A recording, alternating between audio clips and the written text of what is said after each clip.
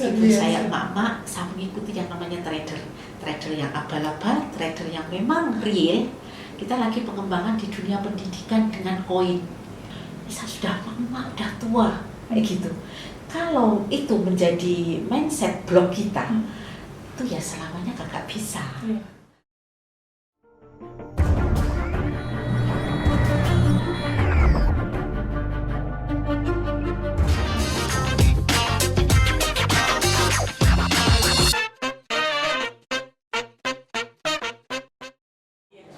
Kita ini lagi trending ya, namanya trader.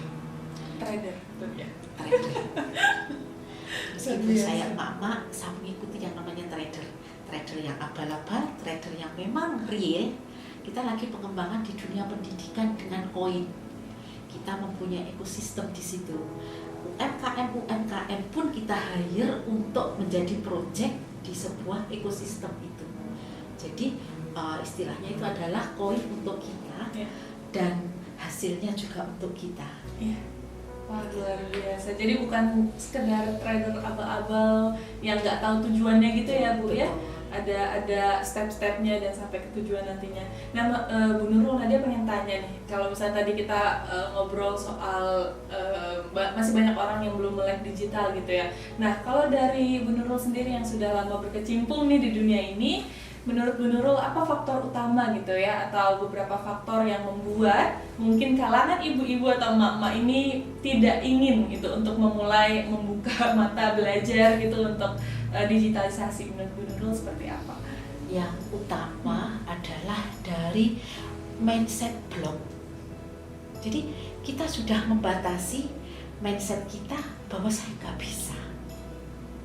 Yang harus di ice breaking ya, harus dirubah semua. Itu. Saya sudah emak, udah tua, kayak gitu. Kalau itu menjadi mindset blok kita, itu ya selamanya kagak bisa. Selamanya kita nggak mau belajar.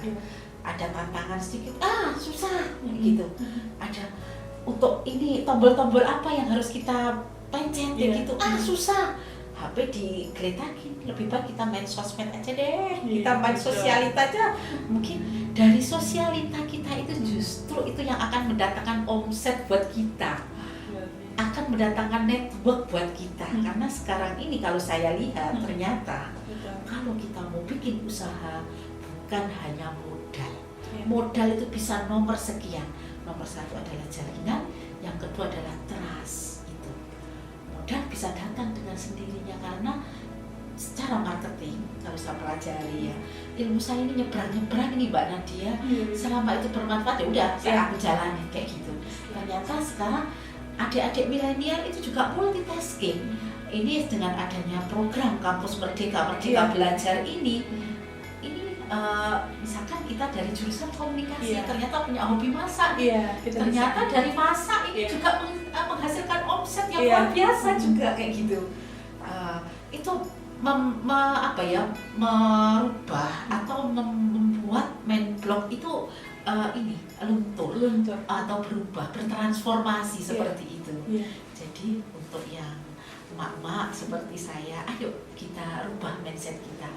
Semuanya itu bukan hanya milik kaum golongan aja. Betul. Kita pun juga emak-emak juga punya hak untuk bertransformasi, untuk kita berubah.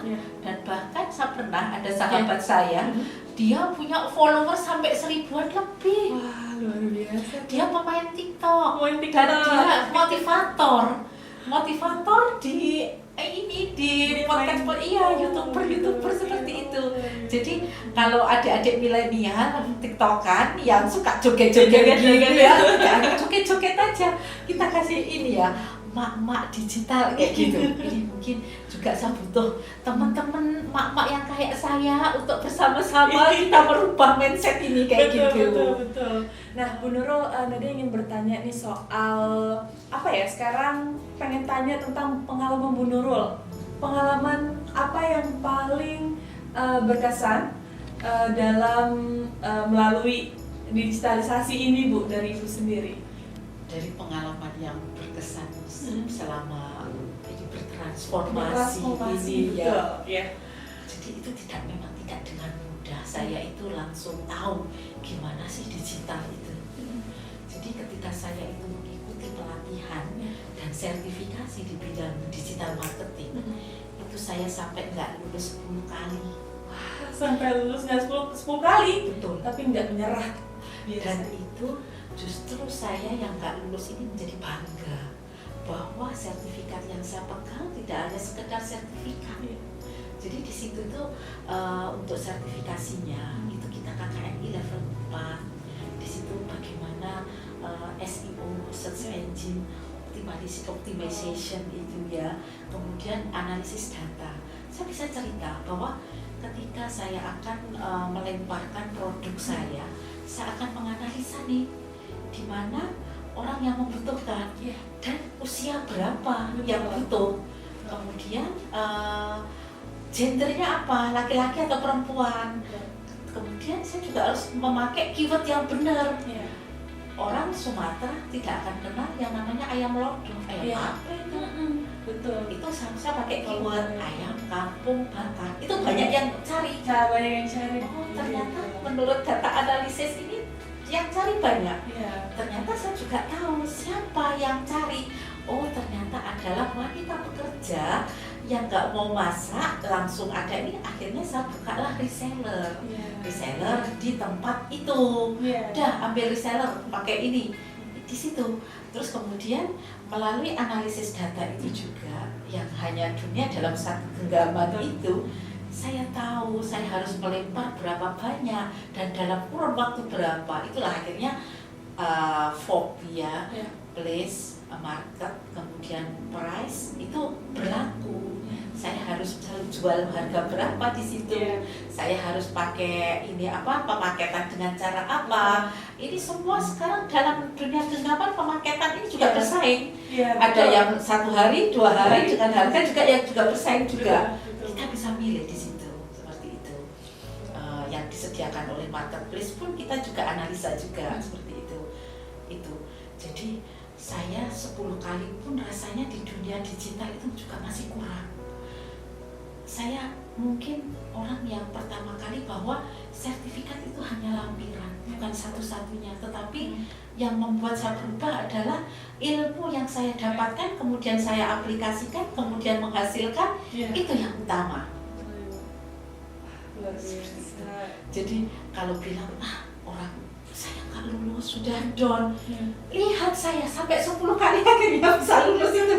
Bahkan di waktu ke pertama, kedua masuk di SEO saya nggak lulus lagi. Itu waktu saya masuk di marketplace saya juga nggak lulus lagi karena akun saya lupa passwordnya. Jadi akun yang sudah saya masukkan itu jadi mengulang dari awal lagi, harus input daftar lagi kayak gitu. Karena di penilaiannya itu berapa transaksi yang sudah dilakukan itu menjadi penilaian.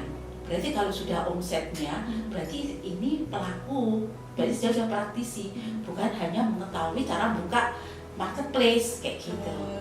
Karena saya lupa, harus mulai dari awal lagi. Akhirnya pun ini menginspirasi saya untuk ngajak teman-teman, ayo belajar bareng yuk. Ayo belajar bareng. Jadi kalau saya belajar sendiri, mungkin saya juga malu ya. Belajar sendiri, saya yang pulang sendiri, malah justru dari teman-teman dosen yang ini. Kalau kita nggak lulus, justru kita akan bangga karena ilmu kita akan semakin tajam, ilmu kita akan semakin dalam, dan kita bisa mengulang apa yang belum. Endingnya sertifikat itu oke, udah aku lakuin kayak gitu aja, kayak gitu. Luar biasa. Jadi intinya yang penting mau gitu ya Bu, yang penting mau belajar, mau cari tahu ilmunya, semua pasti bisa gitu. Contohnya Bu Nurul, aduh speechless, keren banget Ibu, luar biasa. Bu tadi sedikit menyinggung soal Go School Indonesia ya Bu ya. Mungkin juga ada teman-teman yang penasaran, kalau boleh diceritain sedikit apa sih itu Bu, Go School Indonesia? Go School Indonesia itu adalah sebuah holding company yang di situ ada 3 unit usaha di situ. Satu itu adalah sebagai long term-nya kita kerjasama dengan industri yang memakai tenaga di Go School itu sebagai digital marketing agency dengan industri-industri yang di belakang kita yang udah kerjasama dengan GoSI. Oke. Jadi jangan salah ya bahwa GoSI itu bukan singkatan dari Google School, bukan. Tapi Go School Indonesia. Yang kedua, unit usahanya itu adalah unit usaha sebagai provider trainer, provider training kalau gitu ya. Bahwa itu adalah lembaga, sebuah institut yang mendidik adik-adik mahasiswa di situ 14 bulan. Dan 14 bulan ini mereka lulus dengan berpenghasilan lebih dari 10 juta. Wow, luar biasa dong begitu. Benar. Itu. Kemudian yang ketiga itu adalah itu di bisnis digital. Oke. GoSI punya bisnis digital di situ. Jadi tahun ini 2021 Januari nanti tanggal 2 kita listing adanya GoSI Coin. GoSI Coin. Jadi kita punya ekosistem by project, pendidikan, kemudian peserta. Untuk meng-hire pesertanya ini adalah mahasiswa yang masuk GoSI dan mahasiswa dari luar yang berafiliasi dengan GoSI. Kita akan membangun 34 kampus di Indonesia untuk berafiliasi dengan GoSI, untuk menjalankan proyek-proyek. Di antaranya itu proyek kami adalah di industri skincare, di industri farmasi, di industri robotika. Sebagai fungsinya dia sebagai DMA. Dan saat ini teman-teman, adik-adik, kita butuh 8.000 tenaga digital marketer. Luar biasa. Oke, jadi itu dia ya si Go School Indonesia ya Bu ya. Jadi kalau mau bergabung atau gimana itu caranya, mungkin seperti apa Bu? Ya, kita udah kerjasama dengan beberapa kampus di situ untuk by project, untuk magang. Untuk magang dengan industri. Magangnya karena era pandemi ini, sebelum pandemi pun kita juga sudah melakukan, yaitu namanya magang online.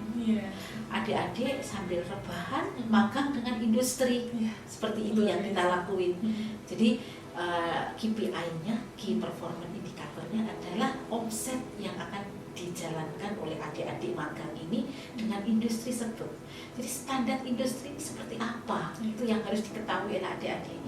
Dan untuk adik-adik kenapa kita butuh 8.000 karyawan itu untuk sebagai digital marketingnya perusahaan itu. Jadi nanti kita kasih tahukan mengenai standar yang dimaui oleh industri seperti ini loh. Subscribernya harus berapa, followernya berapa, itu nanti kita latih dulu.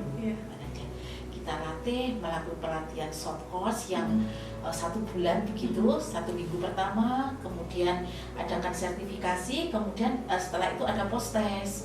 Post testnya itulah yang akan menentukan, seperti Mbak Nadia ini. Oh ternyata Mbak Nadia ini passionnya ada di content creator. Udah kita jurusin di content creator.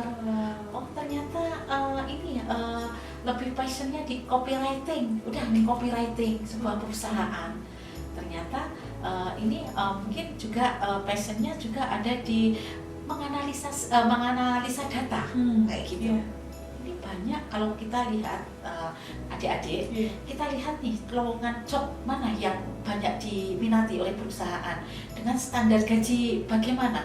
Kita bisa menentukan gaji kita kepada perusahaan itu dengan standar seperti ini loh. Gitu. Betul sekali, luar biasa. Oke, jadi seperti itu ya teman-teman Go School Indonesia gitu ya Bu. Oke Bu Nurul, kedepannya nih, jadi mau tanya sama Bu Nurul, apa yang akan Ibu lakukan, rencana apa yang akan Ibu buat gitu ke depannya?